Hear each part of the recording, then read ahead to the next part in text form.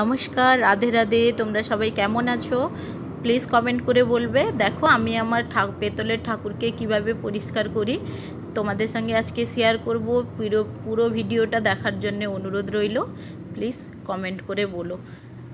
পিতলের ঠাকুর বলতে আমার কাছে দুটো কানহা আছে, একটা বড় কানা আর একটা ছোট কানা। আর আমার একটা পেতলের লক্ষ্মী ঠাকুর আছে। কোনো কেমিক্যাল ছাড়া দেখো আমি কিভাবে পরিষ্কার করি।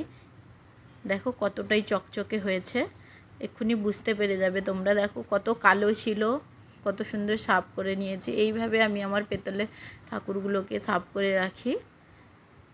তোমরা যদি কি দিয়ে সাফ করি প্লিজ যদি কমেন্ট করে বলো, তো আমি তোমাদেরকে আবার একবার দেখাবো যে আমি কি ইউজ করি। কোনো কেমিক্যাল ছাড়াই ইউজ করি আমি আমার কানুকে যখন চান করাই সপ্তাহে 1-2 বার করে সাফ করে দিই।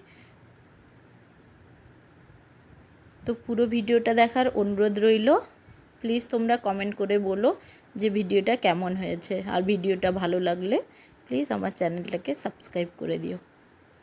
সাবস্ক্রাইব করে আমার পাশে থেকো। দেখো আমি সাফ করে চন্দন বেটে ভালো করে ঠাকুরকে লাগিয়ে কানাকে লাগিয়ে দিচ্ছি, দিয়ে ভালো করে আবার একবার জল দিয়ে চান করিয়ে দেব।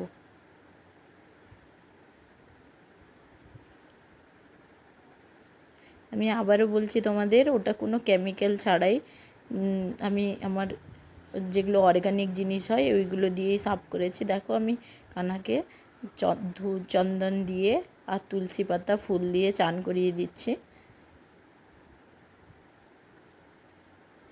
কত সুন্দর সাফাই হয়ে গেছে না, পরিষ্কার হয়ে গেছে, কত চকচকে হচ্ছে।